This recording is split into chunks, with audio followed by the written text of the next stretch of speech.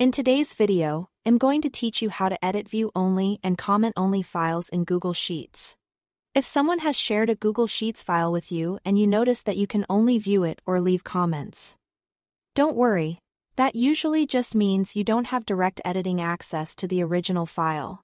In many cases, you can still work with the content by creating your own editable version. I am going to show you exactly how to do that in a quick and simple way. Start by opening the restricted Google Sheets file. Once it loads, take a quick look at the top of the page so you can confirm that the file is currently set to view-only or comment-only access. This helps you understand that the original file itself can't be changed by you. And that's why making a copy is the best option. Next, go to the top left menu bar and click File. This opens a drop-down menu with several file management options. From that menu, select Make a Copy.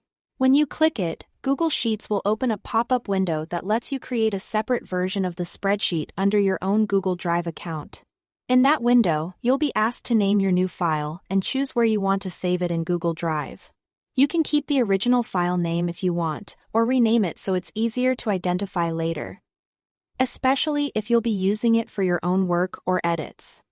You can also choose the folder where the copy will be stored, which is helpful if you like to keep your drive organized. After that, click Make a Copy. Google Sheets will then generate a new version of the spreadsheet for you. In just a moment, a new tab will open automatically, and this tab will contain your personal copy of the file. At this point, your version should be fully editable, which means you can type into cells, change formatting, add formulas, and make whatever adjustments you need without affecting the original shared sheet.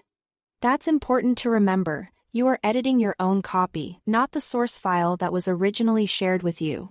If you need to share your edited version with someone else afterward, you can do that from your own copy using the Share button just like any other Google Sheets file.